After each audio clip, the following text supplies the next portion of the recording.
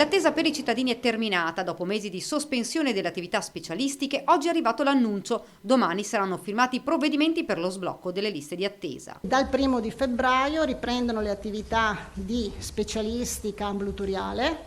Vi ricordiamo che noi avevamo sospeso le prestazioni a 30 e a 60 giorni, mentre le prestazioni a 24 ore e 10 giorni non sono mai state sospese, ossia quelle più urgenti. E proprio in queste ore si sta discutendo sulla questione della riprogrammazione degli appuntamenti. Memori di quanto successo ad aprile, la Regione, ha spiegato l'assessore, sta lavorando soprattutto sull'incremento del personale dei CUP.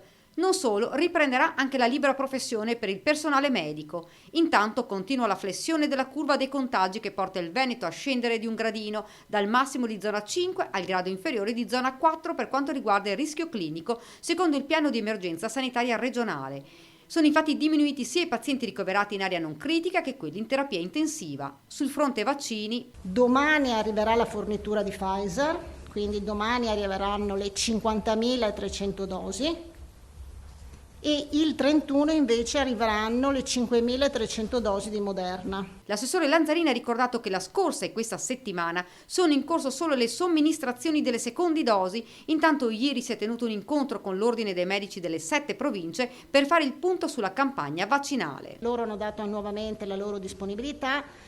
È chiaro che, come abbiamo detto più volte, riusciremo a fare una programmazione solo quando avremo cognizione del numero di vaccini che arrivano e soprattutto affidandoci molto, l'abbiamo detto, ad AstraZeneca o ad altri vaccini. Ci hanno chiesto, ha concluso la Lanzarini, la vaccinazione degli ordini professionali che lavorano in privato come dentisti e oculisti. Questi sono compresi e gli ordini dei medici dovranno fornire gli elenchi.